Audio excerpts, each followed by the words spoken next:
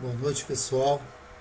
A gente vai aqui agora para a nossa aula, que é o capítulo 3, Trabalho e Calor. Aqui, na realidade, está capítulo 4, porque no livro do Van Valen, enfim, para não confundir vocês, no livro do Van Valen, Trabalho e Calor é o capítulo 4. Mas no nosso curso é o capítulo 3, que vem depois do capítulo 2 de Propriedade de Substâncias Puras, ok? Mas enfim, trabalho e calor. Aqui eu até coloquei um cilindro pistão funcionando para vocês verem aqui. É um movimento de fronteira aqui, né? Ora esse sistema, esse gás aqui, ele funciona, esse sistema aqui interno, ele funciona como aberto, ora funciona como fechado, né? Mas vamos à definição de trabalho, pessoal. Então, em física, eu trabalho aqui representado pela letra W, que é do work, né, do inglês, é uma medida de energia transferida pela aplicação de uma força ao longo de um deslocamento, ou seja, é uma força vezes um deslocamento. Tá? O trabalho de uma força F pode calcular-se de forma geral através da seguinte integral de linha, ou seja, o trabalho é igual à integral de 1 para 2 de F dx. Ok? Como mostra essa equação, então aqui nós temos a existência de uma força. Pelo fato de existir uma força, não significa que vai ter a realização de trabalho. Para esse caso aqui, essa força ela tem que realizar o deslocamento de alguma coisa, né? Para que tal aconteça, é necessário que haja deslocamento do ponto de aplicação da força, que haja uma componente não nula na força na direção do deslocamento. É por essa razão que aparece o produto interno entre F e X. Aqui a gente tem um exemplo ilustrativo, uma bateria, um motor elétrico e aqui pás, né, girando. E temos a fronteira aqui do sistema que está cruzando aqui. Então nessa fronteira do sistema a gente tem o trabalho de eixo. Você vê que daqui para cá, esse trabalho, na realidade, está implícito aqui uma força que é capaz de deslocar um peso. Isso é a definição formal de trabalho, que, né, somente se único e exclusivamente puder ser deslocado um peso. Tá? É a definição formal de trabalho. Na letra C aqui, uma outra definição que a gente vai ter, né? Nós temos a fronteira passando aqui na corrente elétrica. Tá? A corrente elétrica também a gente vai considerar nas nossas equações como trabalho. Bom?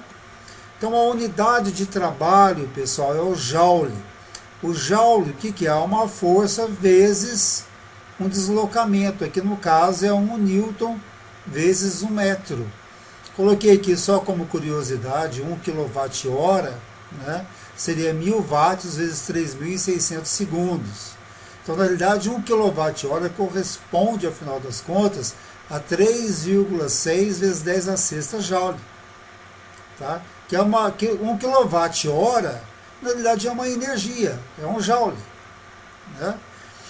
Se o trabalho de 1 joule for realizado em 1 segundo, então a gente vai ter a potência de 1 watt. O que é potência? O watt. O que é? Seria a energia pelo tempo. Então, se você tem uma taxa de energia aqui, você tem uma potência. Só de curiosidade, eu coloquei o que é o megawatt, o quilowatt, o watt, miliwatt e microwatt. Tá bom, item 4.3. Trabalho realizado devido ao movimento de fronteira de um sistema compressível simples devido ao movimento de fronteira.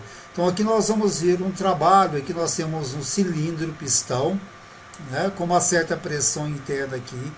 Vamos realizar um processo quase estático. Lembra? O processo quase estático. A pressão... Sumiu aqui o meu cursor. Sumiu. Bom, enfim. A pressão e a temperatura interna aqui do cilindro, tá? Sumiu o meu aqui. A pressão e a temperatura aqui vai ser uniforme. Então, na realidade, vai existir um deslocamento daqui para cá, de tal forma em cada ponto que chegar aqui, a pressão é uniforme. Dessa forma, eu posso obter essa fórmula aqui de trabalho. Então nós temos que aqui internamente, o que é uma pressão? A pressão é uma força dividida por área. Então nós temos uma força aqui devido a essa pressão, que vai ser aplicada aqui nesse êmbolo, e vai fazer com que ele se desloque dl, ou seja, um deslocamento infinitesimal. Né? Então o trabalho aqui infinitesimal vai ser o quê? Vai ser uma força que é a pressão vezes a área, vezes o deslocamento dl. E integrando a gente tem o trabalho realizado de 1 para 2. Tá? Então nós temos aqui, olha, que A vezes dl, ó, A vezes dl é o volume que foi deslocado aqui, olha. A área aqui do êmbolo, né, vezes essa altura, é o volume deslocado. Isso daqui é uma outra forma, então, de escrever o trabalho infinitesimal. Isso daqui é uma outra forma de escrever o trabalho. Integral de trabalho de 1 para 2 é integral de 1 para 2 de P dV. Ou seja, de 1 para 2, aqui nós temos, vamos supor, um processo de compressão, por exemplo. O que seria essa integral de 1 para 2? Né? De um gráfico aqui, de uma curva aqui, relacionando pressão e volume. Seria a área de baixo dessa curva. Ok? Então, num diagrama PV, a área de baixo da curva é o trabalho realizado. Tá?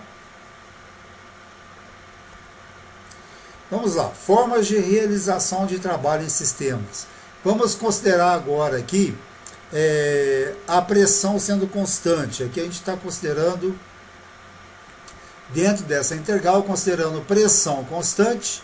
Então, na realidade, o trabalho de 1 para 2, quando a gente tem uma pressão constante no seu processo, vai ser a pressão vezes o ΔV. Quando o produto PV for uma constante, tá? Ou seja, quando PV é igual a constante, se a gente pegar, substituir aqui o P, que é uma constante dividido por um volume, ou seja, o W vai ser uma constante integral de 1 para 2, 1 sobre volume, nós temos que integral de 1 sobre V dV é o logaritmo neperiano de V2 sobre V1. Essa constante, ora ela pode ser P1 vezes V1, ou ela pode, aqui está errado, tá? Ou pode ser uma constante igual a P2 vezes V2. Qual que você vai colocar aqui? Depende dos dados que você tem. Né? Então, o trabalho de 1 para 2, quando o produto PV é uma constante, nós temos que PV igual ao logaritmo neperiano de V2 sobre V1. P1 V1 ou P2 V2. Quando nós temos um processo politrópico, onde esse N aqui, por exemplo, para um gás ideal, o N a priori ele é um número qualquer, né? Mas no gás ideal ele é a relação de calores específicos. Tá? Eu não vou entrar muito em detalhe aqui. Peraí, sumiu aqui, pessoal. Sumiu. Ok. Então nós temos aqui um processo politrópico onde P vai ser o que? Constante dividido por V elevado a N. Essa constante aqui, ela pode ser P1 V1 elevado a N, ou pode ser P2 V2 elevado a N. Tá? Então nós temos que o trabalho de 1 para 2, de integral de 1 para 2 de PDV, aqui a gente colocou P1 V1 ó, elevado a N, ou poderia ser P2 V2. Essa constante, como isso daqui é constante, ela cai fora da integral. Então nós temos aqui integral de 1 para 2 de 1 sobre V elevado a N dV. Aí essa integral a gente sabe fazer, né? Integral de V elevado a menos N. Então aí ficaria 1 menos N aqui no denominador e V elevado a 1 menos N. Né? Colocando aqui valor de V2 e V1, a gente vai ter essa expressão aqui para o trabalho, onde isso daqui é uma constante. Lembrando, aqui pode ser P1 V1 elevado a N ou P2 V2 elevado a N. Tá? Aqui a gente colocou esse sinal, na realidade a gente colocou esse sinal, eu não vi aqui, esse daqui é igual, né? Não é um sinal, esse aqui é igual, tá? Esse aqui é defeito aqui do Ctrl+C e Ctrl+V. Então, o trabalho de 1 para 2 é igual a P1V1 elevado a N dividido por 1 menos N, que cai para fora, pela diferença aqui, olha, de V2, 1 menos N, menos V1, 1 menos N. Tá? Então, a gente vai abrir essa expressão aqui, a gente abriu, só que aqui, olha, P1V1 elevado a N é igual a P2V2 elevado a N. Fazendo essa multiplicação aqui, ó, quando nós temos o processo politrópico, a gente tem que o trabalho é dado por essa expressão. Tá? Sistemas que envolvem trabalho devido ao movimento de fronteira. Deixa eu ver se tem mais alguma coisa aqui para a gente comentar.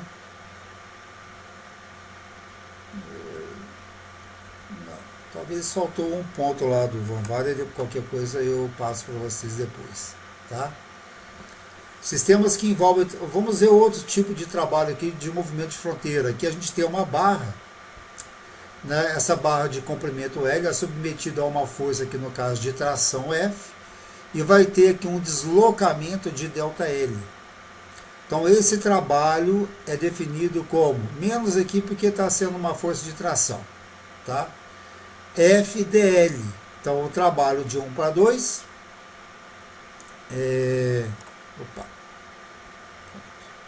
aqui é porque é um trabalho que está sendo aplicado sobre o sistema, tá? Por isso que ele dá negativo, né?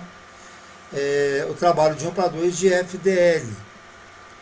Nós temos aqui que numa barra, por exemplo, a tensão, ela é dada, a tensão na barra, né? Aqui nós temos um gráfico, olha, de tensão, deformação em um ângulo aqui θ, né? Então a tensão é dada por F dividido por A, tá?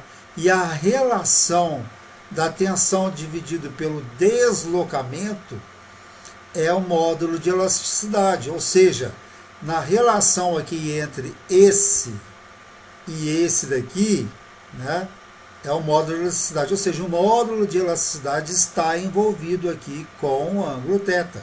Na realidade, o módulo de elasticidade ou módulo de Young é o tangente θ, né? Lembrando que o deslocamento é ΔL sobre L, tá? Aqui nós temos o deslocamento infinitesimal, sendo que dl é igual a L de epsilon.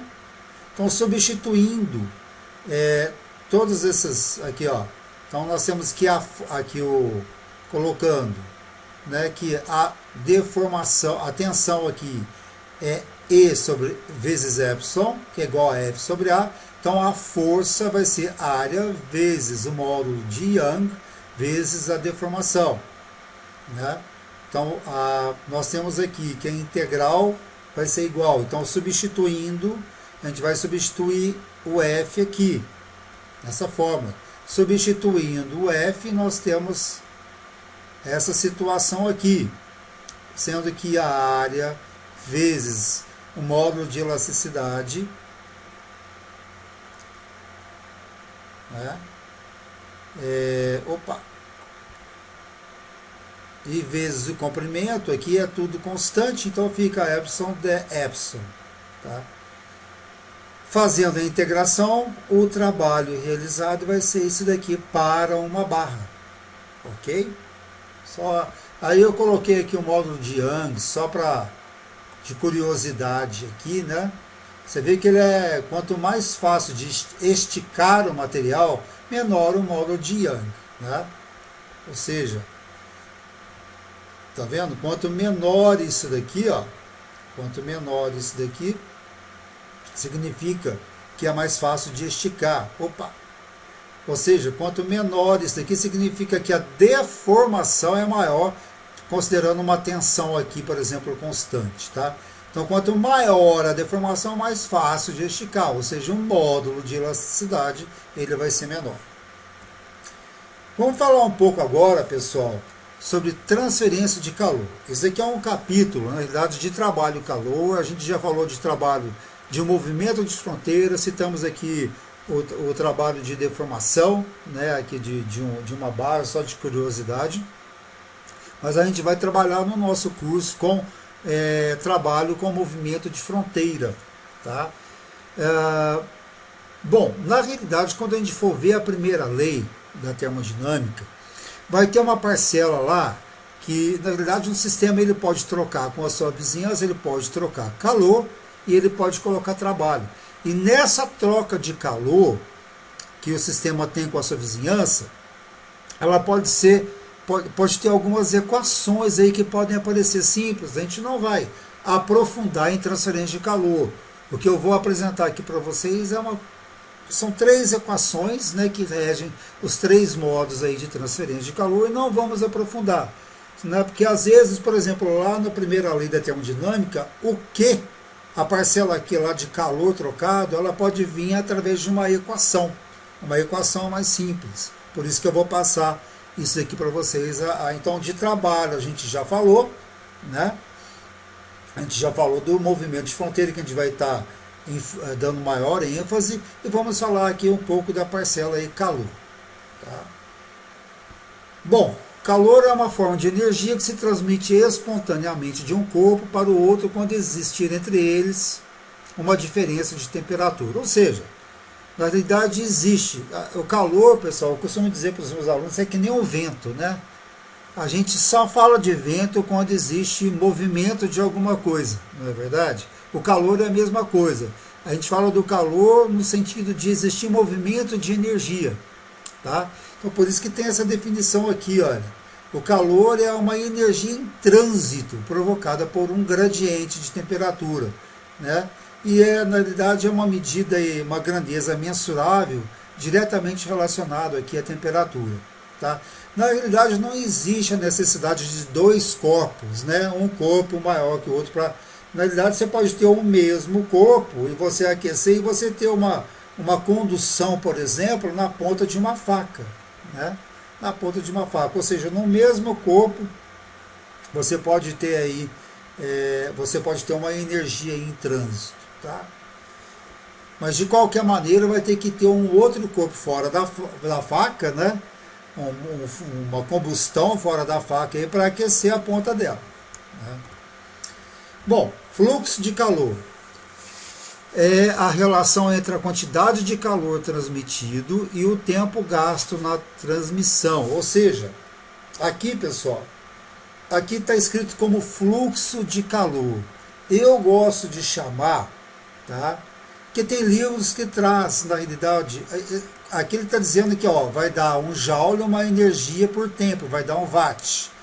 Eu costumo chamar isso aqui de taxa de calor, para não confundir com fluxo, que é através de uma área. Depois a gente vai ver isso daí numa figurinha que eu vou mostrar para vocês.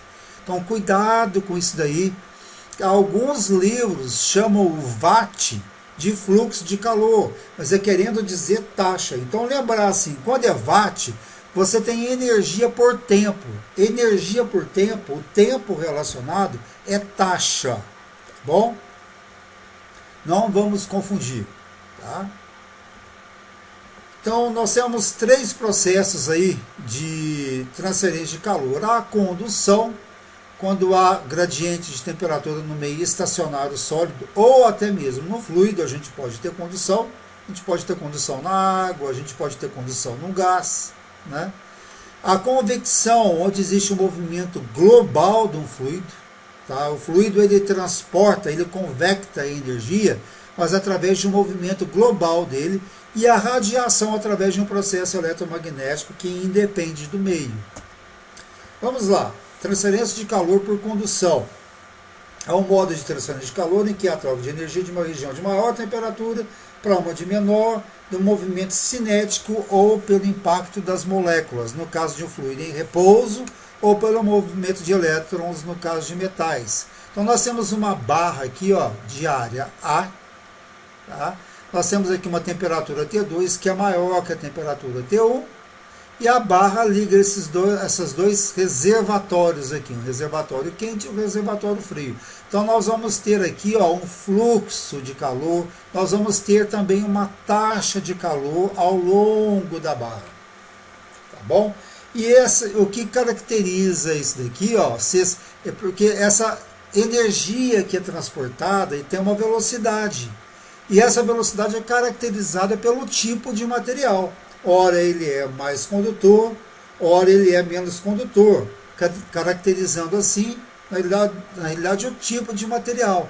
Então, o tipo de material está relacionado com esse Q aqui. E também com o gradiente de temperatura. Ao longo da barra existe uma mudança de temperatura. Existe um gradiente de temperatura. E esse gradiente vai depender do tipo de material. Tá? Então a condução ela pode acontecer nos sólidos, nos líquidos, que é bem maior nos sólidos do que nos líquidos para os gases. Tá? Sólido e líquido, a condução pode ser grande, tá? Mas ela é maior nos sólidos e muito maior nos sólidos do que para os gases, por exemplo. Né?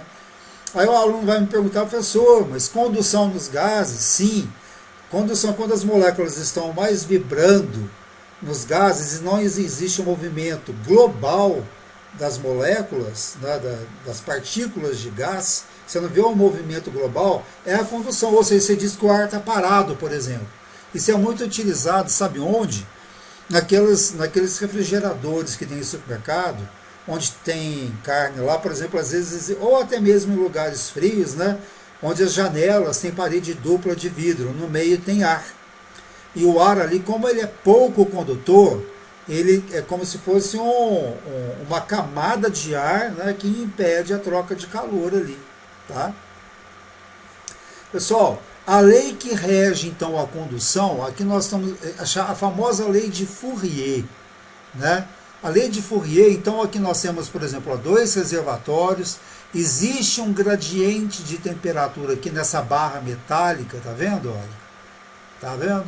Existe um gradiente de temperatura.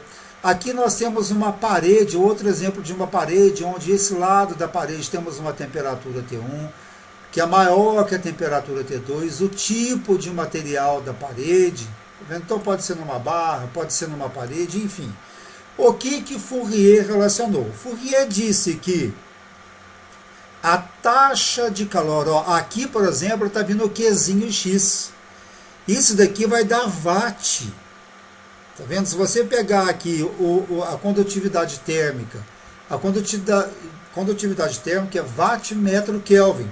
A área é metro quadrado, a temperatura é Kelvin, e dx é metro, você vai ver que vai dar watt aqui, ó. Então, essa forma aqui de Fourier dá watt.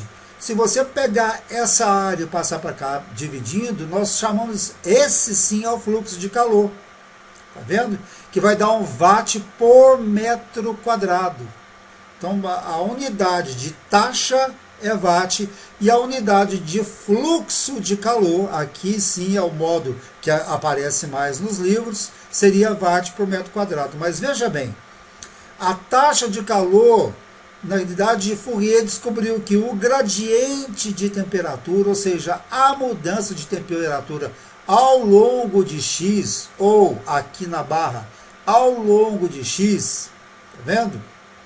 É diretamente proporcional. Então, quanto maior esse gradiente, maior aqui a taxa. Vai depender também, quanto maior essa área aqui, olha, tá vendo? Essa área aqui, maior vai ser a taxa. E o que então diferencia? Qual que é a constante de proporcionalidade entre a taxa, a área e dt dx? É a condutividade. Então, dependendo do tipo de material, que também é diretamente proporcional à taxa, o material mais condutor, ele vai ter uma taxa maior. Tá? Agora, por que esse sinal negativo? Porque, na realidade, vamos pegar aqui, por exemplo, na parede, olha. Olha o sentido aqui, tá vendo, do fluxo de calor. O fluxo de calor vai no sentido da diminuição aqui, ó, o gradiente, ele diminui, ó. Tá vendo? Então, como o gradiente aqui é negativo, ou seja, T2 menos T1, esse ΔT, ó, é T2 menos T1, isso dá um negativo. Então, negativo com negativo dá positivo. Então, isso daqui é só para dizer para a gente que, olha, o sentido aqui do fluxo de calor ou da taxa, tá? Fica mais, a gente falando de sentido, a gente melhor falar o fluxo, né? Então, aqui, olha, o sentido aqui do fluxo é no sentido da diminuição do gradiente. Isso daqui é o sentido natural, porque espontaneamente o fluxo vai espontaneamente, né, de uma superfície de maior temperatura para uma superfície de menor temperatura. Isso é o natural. E esse natural a gente está chamando de positivo. Então teria que ser negativo com o gradiente, que é negativo, dá positivo. Tá? Então a área ela é perpendicular à direção do fluxo de calor. Delta dt dx é o gradiente de temperatura na direção do escoamento. Essas duas barrinhas aqui significa fluxo por área. O K é o coeficiente de condutividade térmica, indica a rapidez com que se transfere o calor. E a condutividade ela pode ser também em função da temperatura. Tá? Vai depender do tipo de material, né? Ela pode depender da temperatura também. Aqui é um exemplo, olha, de uma barra. A prata, por exemplo, olha aqui as condutividades, tá vendo? Ó, da prata, 410 watts metro Kelvin. Olha da água, é muito menor. Olha da lã de vidro como é o material condutor, tá vendo? É 0,038. E olha a condutividade do ar, é quase igual a uma lã de vidro, ó. Tá vendo? Então, na realidade, o ar ele também é utilizado como isolante térmico. Tá? O cobre, por exemplo, é altamente condutivo. O mármore já não é, tá vendo? Tá? Só de curiosidade aí para vocês. Transferência de calor por convecção. Quando a gente fala de convecção, aqui a gente tem uma chaleira, né? A chaleira aqui, você vê que aqueceu aqui e você tem um movimento aqui, ó, você tem uma pluma térmica aqui acontecendo dentro da chaleira, né? Por que acontece esse movimento aqui? Aqui, na realidade, é uma convecção natural, né? A gente vai falar um pouquinho sobre ela, mas existe um movimento global do fluido. Quando a gente fala de convecção a gente fala de movimento global. A massa, ela tem um movimento global. A massa ela se desloca e transporta com ela uma energia, vai transportando energia interna. Ela convecta a energia interna, né? Então, convecção é o processo de transferência de calor executado pelo escoamento de um fluido, pelo movimento de um fluido. O fluido atua como transportador de energia que é transferida da parede ou para a parede, né? Enfim, quando você tem aqui, na realidade, uma parede junto com o ar, uma parede aquecida e um ar próximo dela, ou você pode colocar um ventilador também, né? Enfim, vamos ver agora os tipos de convecção. Convecção natural ou livre, o próprio nome diz, né? Não tem nenhum agente externo que está ajudando no movimento global do fluido. Então, o que acontece? Na realidade, o aquecimento, o movimento global do fluido vai acontecer pela diferença de densidade do fluido. Então, por exemplo, na contração térmica, na hora que a gente diminui a temperatura, a densidade aumenta, ou seja, o fluido tende a descer, tende a ficar mais pesado. Quando a gente aumenta a temperatura, existe a dilatação térmica, a densidade diminui, ou seja, fica mais leve o fluido, então ele tende a subir. É o que acontece aqui na chaleira, por exemplo. Ó. Ele está mais leve aqui, subiu, esfriou, encontrou uma superfície mais fria, trocou calor e desceu. Tá? Vai chegar uma hora que entra em equilíbrio, né? A convecção forçada, já o próprio nome diz, existe algum agente externo que está forçando o fluido a se movimentar, ou seja, o transporte, a troca de térmica ali, na realidade, ela é convectiva, né? Forçadamente convectiva. Ou seja, aqui, por exemplo, vamos explicar isso. Nós temos aqui uma parede e nós temos um perfil de velocidade como se tivesse aqui, gente, um ventilador soprando sobre essa parede. Então nós temos aqui um perfil hidrodinâmico e temos aqui um perfil térmico. Tá vendo? Essa parede que está a uma temperatura TS, então essa parede está quente, ela vai trocar calor aqui com esse fluido que está aqui em cima. Então vai existir, ela vai trocando calor, vai trocando, à medida que vai afastando da parede, aqui no escoamento, bem longe da parede, a temperatura que está aqui é igual à temperatura do fluido aqui, ó, fora dessa camada de limite térmica aqui, né? Depois a gente vai falar sobre isso, camada limite térmica, camada limite hidrodinâmica, tá? A camada limite térmica, praticamente essa temperatura aqui do fluido já não modifica mais, fica constante, tá? Mas aonde a temperatura do fluido, ela é sentida pela presença da parede que tem uma temperatura, então nós vamos ter aqui uma camada limite térmica aqui. Aqui, analogamente, a gente pode analisar aqui também, né?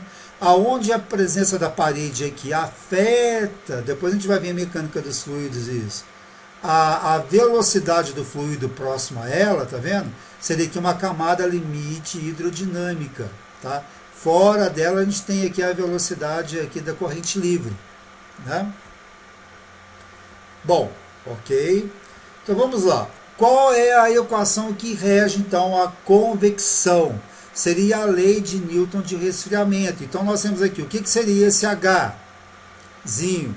Seria o coeficiente de filme ou coeficiente de convecção. Isso aqui depende de muitos fatores que a gente vai ver depois. A área da parede, isso aqui seria a temperatura da parede, isso aqui seria a temperatura da corrente livre, tá? Se a gente passar essa área dividindo, a gente tem um fluxo de calor. Aqui a taxa e aqui o fluxo. Você vê que aqui ele já chamou de fluxo, olha. Então, para os dois, tá vendo? Eu já não gosto. Eu gosto de chamar de taxa de calor e fluxo de calor, tá? Mas, enfim, isso vai depender. Até é bom que a gente mostre os dois casos, para vocês verem que, dependendo do livro que você pega, vai ter uma nomenclatura diferente, tá? O coeficiente de filme ou coeficiente de convecção vai depender das condições da camada limite. Por exemplo, qual é a densidade do fluido, aqui a viscosidade dinâmica, a condutividade térmica, o calor específico, a viscosidade cinemática, a velocidade do fluido, vai depender de geometria, posição, enfim, das temperaturas, ou seja, o coeficiente de convecção é um coeficiente que é muito difícil de ser determinado, mas em alguns casos simples a gente consegue determinar em laboratório. Tá? Aqui algum exemplo da convecção livre para os gases pode variar de 2 a 25 watts por metro quadrado Kelvin, nos líquidos de 50 até 1000 watts por metro quadrado Kelvin. Na convecção forçada para os gases e para os líquidos, tá vendo? Nós temos essas faixas aqui, tá? De Hzinho. Transferência de calor por radiação. Transferência de calor por radiação, aqui eu estou mostrando nessa figura, na verdade ela está relacionada com, isso aqui é uma planta heliotérmica, né, onde tem um conjunto, geralmente são colocadas essas plantas em desertos, nós temos aqui espelhos, aqui nós temos uma torre, e na realidade essa radiação é concentrada nessa torre. Essa torre aqui tem um concentrador, aqui geralmente é um concentrador volumétrico. A gente tem um grupo de pesquisa nosso aqui na universidade, que a gente trabalha aqui vendo a troca de calor nesse concentrador volumétrico, tá? Mas aqui, ó, o principal meio de transferência de calor aqui é a radiação, né? Tá? Utilizando a radiação incidente do Sol aí, e também aqui a refletida aqui pelos espelhos, né? A radiação é a energia transportada através de ondas eletromagnéticas. Então, gente, isso daqui que eu estou passando para vocês é muito simples, tá? Com relação aos modos de transferência de calor. É muito simples. Lógico que a gente pode ir aprofundando nisso daqui, né? Por exemplo, a condução, a gente deu unidimensional, numa direção só, não é verdade? Mas ela pode acontecer tridimensionalmente. Todas as formas de transferência de calor. Aqui a gente está passando só o conceito bem básico mesmo. Tá? A emissão pode ser atribuída às modificações das configurações eletrônicas dos átomos ou moléculas que a constituem. O termo é utilizado a todos os fenômenos eletromagnéticos, ondas de rádio, raio-x, gama, ultrassom, etc. Mas só são de interesse determinados os comprimentos de onda que resultem em energia térmica. Então a equação que rege a radiação é a chamada de lei de Stefan Boltzmann, que é dado aqui, olha, seria a taxa. Tá vendo? Aqui é taxa e aqui é fluxo.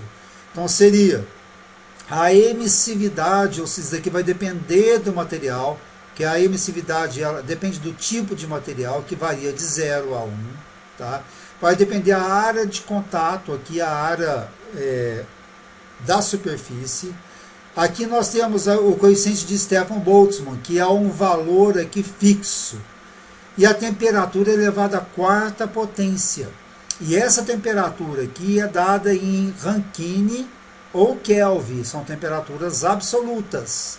Tá? Então, lembrar sempre que aqui o T elevado à quarta é Kelvin, por exemplo, né? No sistema internacional. Tá? Beleza? Ótimo. Então, geralmente a gente tem, né, de uma maneira geral, em uma troca de calor, os 3 modos de transferência de calor simultaneamente. Tá?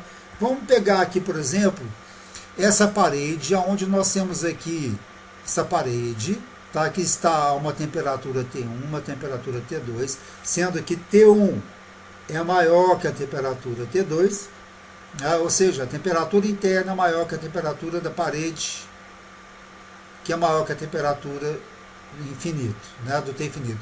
T infinito aqui é a temperatura da vizinha. Desculpa. Temperatura do T infinito aqui seria temperatura do escoamento livre aqui. T da vizinhança é a temperatura aqui a gente está colocando uma vizinhança, tá? Depois a gente poderia falar mais sobre isso, né? Pode ser uma outra parede, ou pode ser uma coisa infinita aqui, né? O céu, por exemplo, tá? Então, aqui, por exemplo, olha, existe aqui, uma condução. Existe aqui, essa parede tem uma temperatura T2, ela vai emitir aqui radiação e ela também recebe radiação dessa parede que está a uma certa temperatura. Gente, a radiação, basta qualquer superfície ter uma certa temperatura que ela vai irradiar, tá bom? Basta ter uma certa temperatura. Então, na realidade, nessa parede aqui, ela emite, mas também ela recebe aqui dessa parede. Por isso que aqui, no termo aqui de radiação, existe essa daqui, Se a gente abrir aqui, T2 seria o que está emitindo T2. E aqui, olha, se a gente abrir a temperatura da vizinhança, é o que a parede T2 está recebendo da vizinhança. Por isso que tem essa diferença aqui, ou seja, isso é o líquido que acontece nessa parede aqui. Então, o que nós temos aí? É um balanço de energia nessa parede aqui pontilhada. O que acontece nessa parede pontilhada? Ela recebe calor aqui, olha. Está vendo? Uma taxa de calor por condução. Aqui ela emite por convecção, um Q convectivo. E aqui existe um líquido aqui radiativo. Tá vendo? Então, isso aqui seria, uma taxa condutiva, uma taxa convectiva e uma taxa líquida aqui radiativa. Tá? Isso daqui é bem básico para vocês, tá, pessoal? Na próxima aula que a gente for fazer, a gente vai fazer exercícios para vocês da tabela 3 aí, envolvendo, da lista de exercícios número 3, que está lá no nosso site PMG BAC 014. Então, a próxima aula eu vou resolver exercícios daquela lista de exercícios, ok? Muito obrigado pela atenção, até mais.